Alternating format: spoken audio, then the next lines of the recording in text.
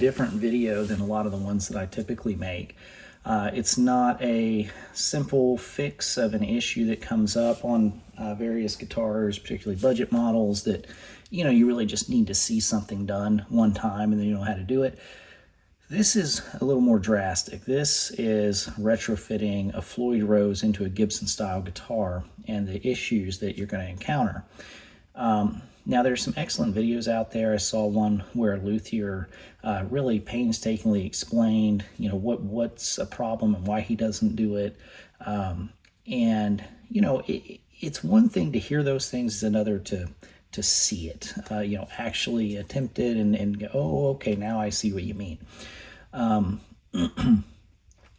I wanted to try this either way, and you know, this particular guitar, one, it arrived to me with a broken neck, so there's no, you know, no issue of, hey, this thing is expensive, I'm worried about, you know, hurting it. I ended up getting this guitar for free because of the broken neck, and you know, it's not a valuable guitar. So I figured let's give it a try. So here are the issues, the bigger issues that you run into, and some of the potential solutions. So issue number one is placement of the Floyd Rose, and its impact to sort of the pickups and how much space that you have here, this very thin wall. So when you look at this, your scale length of your guitar shouldn't change, right? Like you need to maintain your 24 3/4, your 25, 25 and a half, whatever your guitar is you're putting the Floyd Rose in. That's where the strings need to end versus the nut. So where the saddles are right here is where the bridge previously ended. So if you look at where the bridge ends on your guitar, that's where your saddles have to be when you put it in the Floyd. Problem is, the studs, pivot points for the entire Floyd are further forward. So if you have to measure that, I can't just decide I'm going to go a ½ inch further back or whatever, because this distance is dictated, you know, by like the 12th fret, and you have to have the equal distance. You can't just up and decide to change everything because your frets are set. So you're stuck here, which means your studs have to go here in this one. And so, you know, I'm a little bit lucky in that the way that the pickup cavities are routed, there's a little more meat about halfway into the studs. So maybe I don't have an issue with this breaking, but most likely that becomes a problem over time. Now, there are a couple of solutions to this. So far, you know, this cracking that you might be seeing right here, that is purely cosmetic to this little piece of wood that's sticking up. It's not all the way down or anything like that. I'll come back and cover those issues, or those potential solutions. Another issue here is the Floyd Rose recess does not cover the stop bar tailpiece bushing locations. It comes up short. So, you know, ultimately that's going to be visible. There have to be some sort of solution there. I'm gonna come to the most difficult one at the end.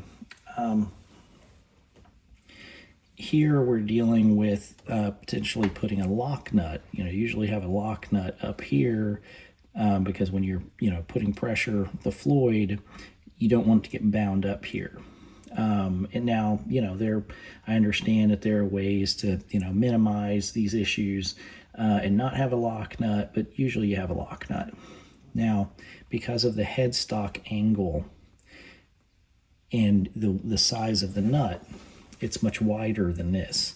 So to put a locking nut there, you know, you're in effect, just use some pair of scissors to kind of demonstrate, the locking nut goes to about there. So you can see that, you know, you have to, you know, maybe make a wedge of wood or something to have your lock nut be flat.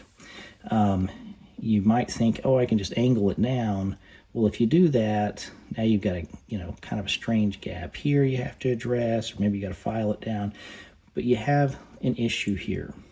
And if you were to notch down the wood to get it flat all the way to the certain point, now at least the lock nuts that I have would be too recessed. They would be below this point. So there's something to figure out there. The next two issues are kind of related, so I'll just go ahead and cover them. I had the guitar at the angle that I had it at so that this would not be shown until later. But look how high, like look at my action. I don't have particularly high action set on the guitar, but look how high this Floyd Rose is off of the guitar. You can see all the way into that thing. And the reason is, if you look at the height that this is set up on your guitar, you know, your tune-o-matic tailpiece, or your tune-o-matic bridge, that height is where these saddles have to be to have your action correct. So when you take the Floyd and take the posts up to get you that height, on this one, you're that far out. And that has to do with the neck angle of the guitar coming onto the archtop body. That's just how the Gibsons are set up when they have the tune-o-matic and the stop bar tailpiece. So there has to be a solution for that. Kind of related is the back cavity. This one I have routed very deep, and even still with that height, it's not enough. I need to have, you know, a bigger block or do something back here because I'm still kind of binding. And you also run into some issues with the placement of these screws, and this one particularly because of the way the channel is located. So I'd have to go really high or kind of shift it down. I ended up shifting it further down, but some more needs to be done there. So those are the big issues. Now let's talk about the solutions for the posts. There are, I think Music Lily has one of these, and Guitar Fetish, I believe, they have these as well, where it's basically the posts are built into a flat piece of metal, and so you would just kind of, you know, cut a little bit of this top finish out so that it could sit flush, and then you have, you know, a full metal piece that's sort of supporting the whole thing. So that's one option there. You can glue little pieces of wood in here as needed to you know, shore that up as well. I'm not actually certain that I'm going to have an issue here because the midpoint of the stud is at the meatier portion right here. But that's something you have to think about. Second, filling this. You know, I'm planning to, you know, of course, put a dowel rod in there. I don't know if I'll go flush or what exactly I'll do with it yet. I was thinking I could put like a coin or some sort of a cool inlay rather than try to hide this, make it a feature. You know, maybe you do a pearl circle or button or something there. I feel like that could be really cool. I thought about doing like a steel penny or something like here and maybe like darken it. Because the penny's going, you know, gone away. It's kind of a commemorative thing. Thought that might be cool for this guitar. So that's those two issues. The nut, I'm going to do a behind the nut locking nut. So you leave the existing nut in. Geiger actually makes one of these products, and that's what Floyd Rose is actually doing on their FRX system, which is a top mount system intended for Gibson guitars. They too are going behind the nut with the locking nut that comes with those. So the Geiger is like $15 or something like that. I have one of those on order, so that'll address that issue without having to dig into this or change, you know, anything with the nut. So that's going to have, you know, the three bigger ones, or three of the bigger ones addressed. Now, the back cavity and the string height are kind of hand in hand. So there's really sort of three options here. I can live with this height and make the adjustments necessary for that to work. That would mean either notching this out at this edge so that the springs don't bind, trying to find a longer block. This is a licensed Floyd Rose system, so the spacing of everything may be a little dodgier to find a good extended block. But that's an option. You could also just route this deeper. So those are, that's the live with it option. Less likely to go that route. Maybe you'll do that temporarily. Another option is to reset the neck angle. That's kind of what you see when people are trying to build a Les Paul for the purpose of having a Floyd in it. They won't have the 4-degree angle. They'll make it flat, and then that would allow you to lower this. That would involve removing frets, drilling holes, steaming down in here to get the neck to release, probably bust up that finish pretty bad. I've never done that. If there's a guitar I'm going to learn it on, this is going to be the one to do it.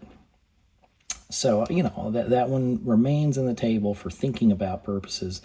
But I think the best solution is one that I've actually reached out to Geiger about. So if you're, on Facebook or other social media sites, you probably have seen things from Geiger where they say, so-and-so submitted this idea, we've worked with them, and we created this product.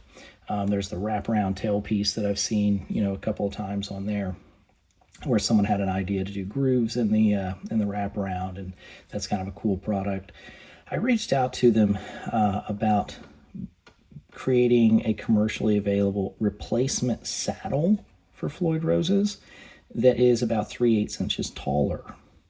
Because if these were taller, you could lower the whole Floyd and make it flush or recessed, and then the action is correct.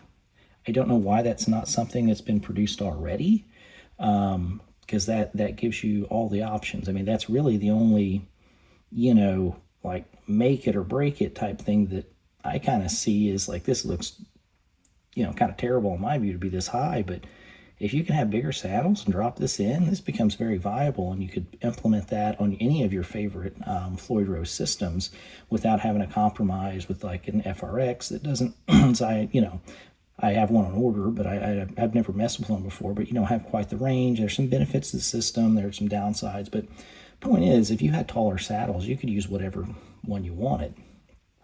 So I'm really hoping I can get them to build something. If not, I may look into possibly figuring out a way to make these taller. I do have some machinist tools. Not that I'm really any good with them, but that might be an option. So that's I think the best solution. And, again, hopefully Geiger kind of takes me up on that and runs with that idea, and we can, create some replacement saddles, and, maybe this will be the first one you see it on. But those are the big impediments, the issues that you're going to run into if you want to retrofit a Floyd Rose on a Gibson style guitar. Obviously people are going to have opinions of whether you should or shouldn't. This particular guitar, it's a Gibson, it's Aldo Nova, it's the blueberry burst finish, it's got black binding. I mean, it's kind of the one that you would do it to, in my opinion. So the traditional keeping it vintage accurate doesn't really fly on this one. Obviously Aldo Nova means you have that kind of like hockey puck or hockey stick style headstock on it. And for me, obviously there's the playability of a Floyd and, the cool tricks you can do with it. But really for me, the two major benefits, or two of the major benefits that I've enjoyed on the guitars that I have with a Floyd is, one, they're much easier to work on if I need to, say, replace a pickup ring or replace a pickup or check out a pickup. I don't have to go detune the entire guitar. I can get the screws loose, I can bend the Floyd, and now I've got slack. Pull the pickups out, I'm back in tune. That's an awesome feature. Another thing, this right here is not really sitting in the saddle correctly. I'll mess with that. The other thing, though, for me is just tuning stability. Any of my like standard style Gibson guitars, I hang all my guitars up generally. And so, like, if I put them up today, tomorrow I'll pick them up, they'll need to be tuned. And it doesn't matter if it's a real Gibson, if it's a Gibson, if it's got, the original Clusons, if it's got Grovers, if it's got locking tuners. They all have this issue because ultimately you have some expansion, contraction, movement in the wood that's happening, or maybe there's been a little bit of the nut seized up is now free, or something happened with the strings. I don't know, but at the end of the day, any session, I know I'm tuning a guitar. In contrast, my Floyd Rose style guitars, I mean, I may put them down for 5 years and pick it up, and it's not in tune, it's damn close to it. And it's because it's a balance between the string tension and the spring tension in the back. And whatever happens with the wood, that doesn't change. That tension is still there. And so you're going to have the whole system is set up to, do crazy stuff, and it comes back in tune. So, subtle changes in the wood is not going to be enough to make that, be out of tune. So I just really like that I can pick up any of my guitars. I'll go, mess around and just want to go play a bunch of guitars. And like, oh man, let me grab that one. But I'll be like, yeah, I don't want to do that one because I got to tune it. I got to do that one too. But let me grab these ones with the Floyds. So for me, there are benefits of the Floyd, in this kind of guitar. And again, this one, I'm not worried about keeping it traditional. So yeah, that's sort of my logic behind this particular one. And you can now see the actual problems that you're going to run into. So if you do tackle this, keep those in mind, and hopefully there's going to be a part 2 of this video where I've solved these issues. And ultimately the best case scenario is Geiger has decided to make some extended height saddles, and this is the test run with them. All right, well, hope you enjoyed the video, yeah, you've been warned.